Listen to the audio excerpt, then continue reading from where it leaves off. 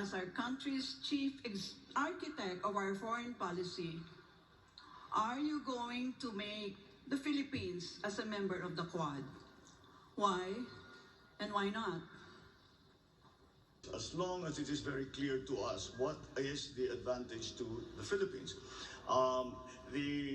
What the professor just mentioned was she spoke about the great powers trying to carve out spheres of influence. I reject that model that I believe no longer applies in the geopolitics of the modern world. The old Cold War thinking. We have to ply our own way.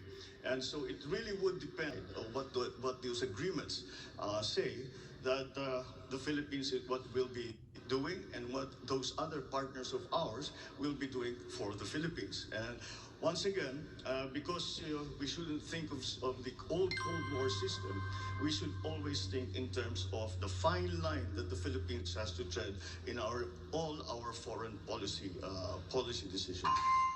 But if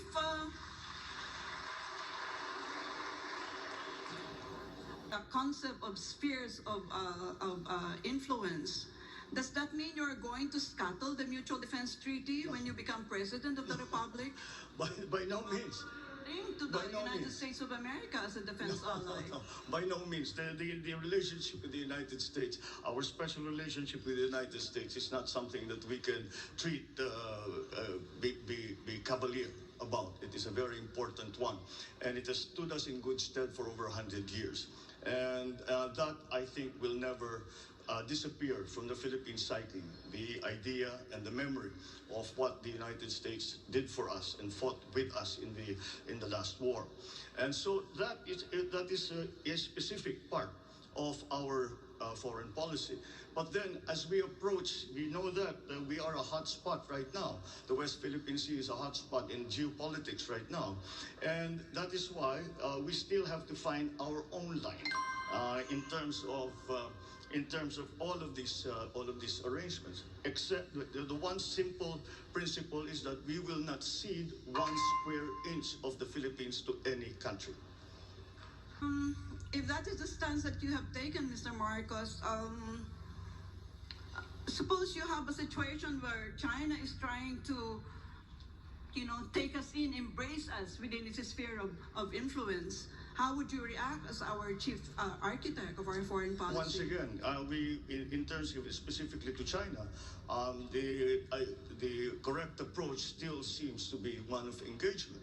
And no matter what the superpowers are trying to do, we have to work in the interest of the Philippines, and we cannot allow ourselves to be part of the foreign policy of any other country. And we have to have our own foreign policy. So again, whatever the superpowers do, we as a